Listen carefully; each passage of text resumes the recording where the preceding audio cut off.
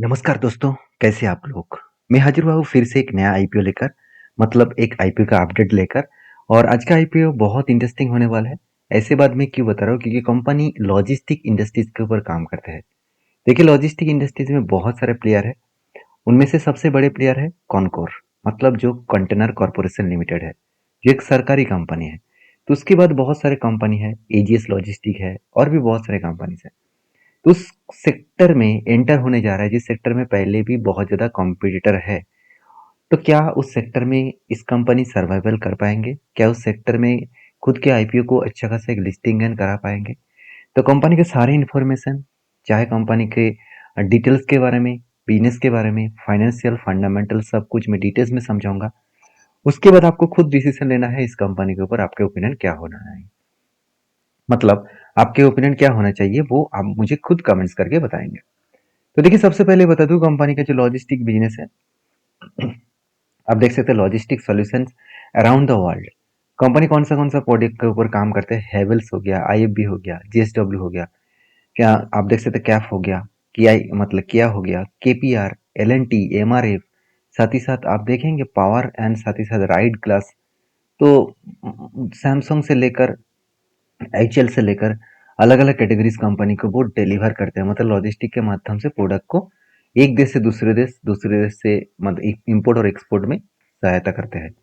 तो अदानी पावर भी इसके अंदर काम कर रहे हैं, मतलब इसके ऊपर बिजनेस दे रहा है। तो कंपनी का बिजनेस मॉडल से आप समझ रहे हैं कि लॉजिस्टिक इंडस्ट्रीज के ऊपर कंपनी काम कर रहा है।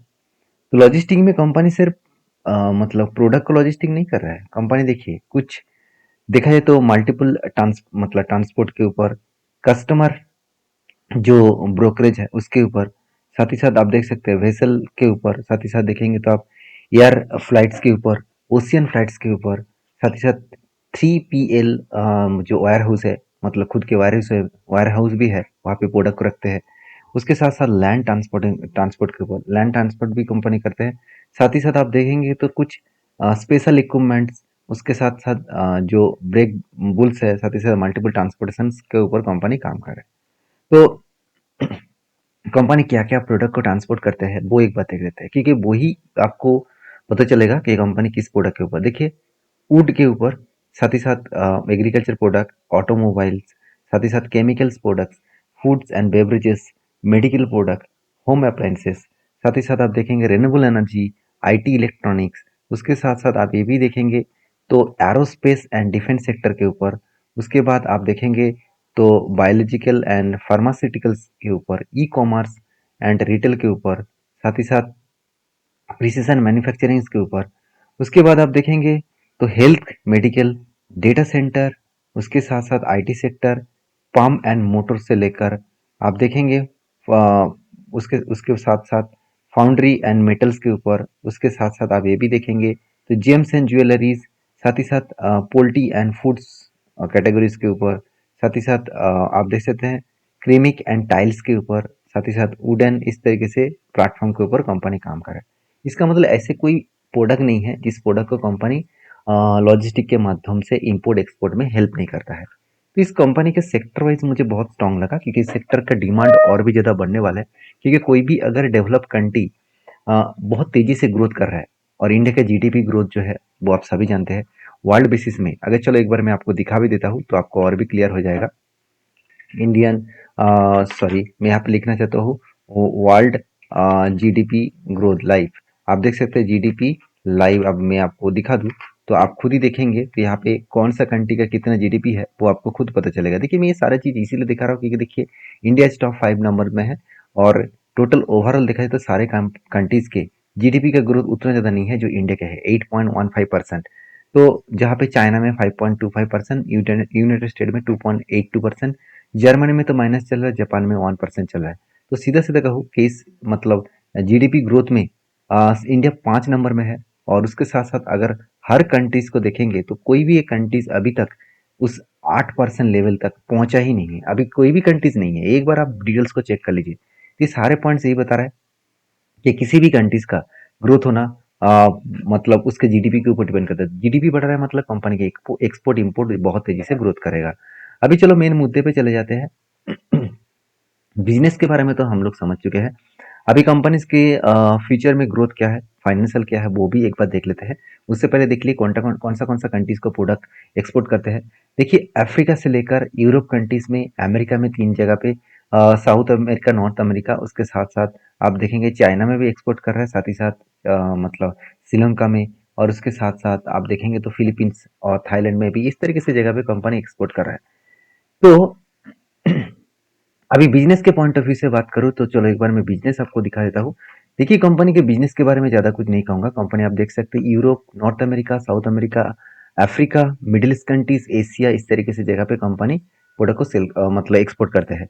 और 8 अलग-अलग ऑफिसेस हैं जहाँ पे न्यू दिल्ली, साथ ही साथ आप देखेंगे तो गंगाधन, उसके साथ कोलकाता, मुंबई, इस तरीके से कुछ जगह पे बेंगलुरु कुछ, तो इस तरीके से जगह पे आप कंपनी का ऑफिसेस देखने को मिलेगा। तो सॉरी, तो आप देखेंगे कंपनी स्टार्ट हुआ था 2024 में, मतलब 1 साल पुराना कंपनी है। तो 1 साल पुराना कंपनी में ज़्यादा डेटा तो अवेलेबल होने होगा नहीं। फिर भी मैं कुछ डेटा आपको दिखाऊँगा, उस डेटा से आपको पता चलेगा कि कंपनी किस तरीके से परफॉर्मेंस कर रहा है। देखिए कंपनी का फाइनेंशियल ग्रोथ देखें तो कंपनी का सेल्स इंक्रीज़ हुआ, मतलब रेवेन्यू इंक्रीज़ हुआ 89% और प्रॉफिट इंक्रीज़ हुआ 81%, मतलब दोनों में बहुत बड़ा फ़र्क है। दोनों में बहुत बड़ा अंतर है, क्योंकि 89% से लेकर 81% मतलब एक बहुत बड़ा एज ए डिस्टेंस आपको देखने को मिलेगा।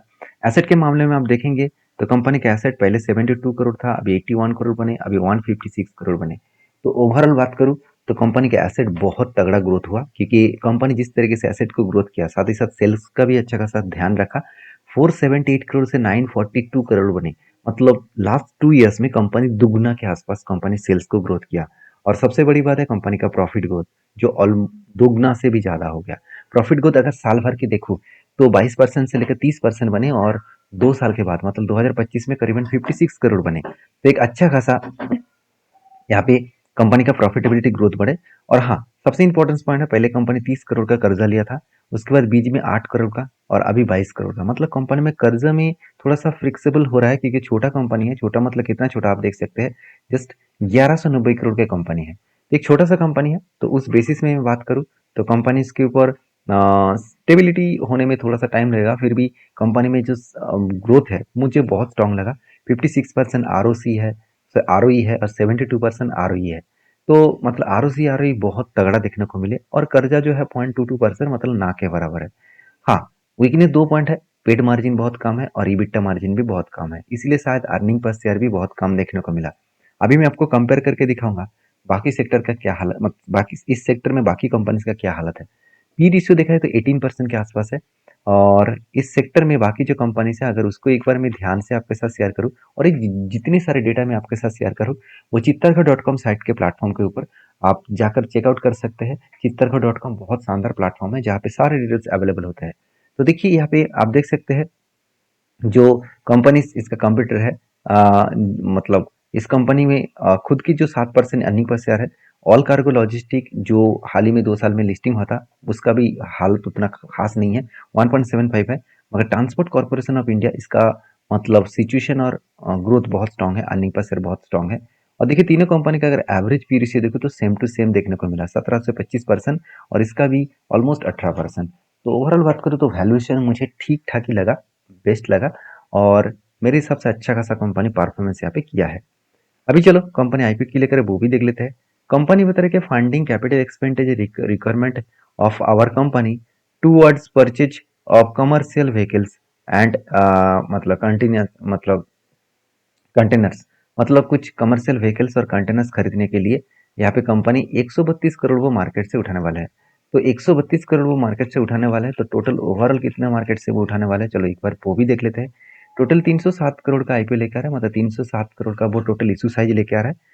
टोटल 307 करोड़ मार्केट से वो उठाने वाला है, उनमें से 160 करोड़ बिजनेस में इन्वेस्ट होगा, और 147 करोड़ कंपनी के ऑफर फॉर सेल है, प्रोमोटर के जेब में जाएगा। देखिए मैं मानता हूँ कि कंपनी अच्छा है, फिर भी मैं हमेशा कोशिश करता हूँ यही कंपनी ढूंढने के लिए जो कंपनी की ज़्यादा पैसा बिजनेस के ऊपर इन्वेस्ट हो। देखिए ज़्यादा पैसा बिजनेस के ऊपर इन्वेस्ट हो रहा है, मतलब बिजनेस को मैनेजमेंट और भी ज़्यादा ग्रोथ करने के लिए, और भी ज़्यादा बूस्ट करने के लिए वो कोशिश कर रहा है। जब भी कोई प्रोमोटर उस कंपनी के आईपीओ से पैसा लेकर भाग रहा है, तो इसका मतलब जो पुराना इन्वेस्टर है वो इस कंपनी के ऊपर ज़्यादा इंटरेस्ट अभी नहीं दिखा रहा है। इसका मतलब फ्यूचर में इस कंपनी में शायद कुछ झटका लग लग भी सकता है। फिर भी मैं तो आईपीओ के लिए आया हूँ, मैं कोई यहाँ पे इन्वेस्टमेंट करने के तो नहीं आया। तो इस हिसाब से मैं सोचूंगा, तो मेरे हिसाब से तो अभी तक तो ठीक ठाक देखने को मिला, मुझे खुद लग रहा है। देखिए, मेरे ओपिनियन से आप किसी कंपनी के ऊपर डिसीजन मत लेना, डिसीजन आपके ऊपर होना चाहिए, आपके सेबी एडवाइजर के साथ बातचीत करके करिए। हाँ, अगर सीखना है, जानना है, चीज़ों को बारीकी से समझना है, कंपनी के डिटेल्स जानना है, तो मुझे फॉलो करिए इस तरीके से अपडेट पाने के लिए। तो ये एक लॉट के लिए टोटल 114 टोटल शेयर क्वांटिटी यहाँ पे रखा गया है, और 120 से लेकर 129 इसका प्राइस बैंड रखा गया है, दो के फेस वैल्यू के हिसाब से। तो आपको 120 से लेकर 129 के प्राइस बैंड में आपको बिडिंग करना है, अगर आप बीट करना चाहते हैं तो एक लॉट के लिए करीबन 14,706 रुपीज आपको रिटेल पब्लिक में देना पड़ेगा। अभी देखिए, आईपीओ में ओपनिंग डेट है 29 तारीख और क्लोजिंग डेट है 1 तारीख। अभी इसका लिस्टिंग डेट है 7 तारीख। तो देखिए, सारे पॉइंट्स मैंने आपके साथ शेयर किया, तो मुझे तो कंपनी में सब कुछ ठीक ठाक ही लगा। कुछ पॉइंट्स वीकनेस है, देखिए फिर भी छोटा कंपनी है, करीबन 1100 करोड़ का कंपनी है, तो ये वीकनेस तो रहेगा। चलो अभी कंपनी का ग्रे मार्केट प्रीमियम देख लेते हैं। अगर लास्ट 3 डेज में इसका ग्रे मार्केट प्रीमियम देखूँ, 25 तारीख, 26 तारीख और 27 तारीख, तो सार पूरा दिन, मतलब हर दिन 11.60% के आसपास ग्रे मार्केट प्रीमियम देखने को मिला। तो मुझे तो ठीक ठाक देखने को मिला अभी तक। तो मैं हमेशा लास्ट दिन में इस कंपनी के ऊपर डिसीजन लेता हूँ। वो लास्ट दिन पहले एक बार मैं वीडियो आपके साथ शेयर करूंगा, इस कंपनी के ऊपर कितने लोग सब्सक्राइब किया है, कितने लोग इंटरेस्टेड है, तो उस हिसाब से मैं इस कंपनी के ऊपर काम करूंगा। बाकी आपके क्या ओपिनियन है जरूर कमेंट्स करना। क्या आप इस तरीके से अपडेट पाना चाहते हैं, तो मुझे कमेंट्स में यस लिख कर भेजिए, और आईपीओ लिख कर भेजिए, कुछ भी लिखिए, तो मुझे पता चलेगा कि आपको वो सारे डिटेल्स जानना है। तो मिलते हैं नेक्स्ट वीडियो में, तब तक के लिए धन्यवाद।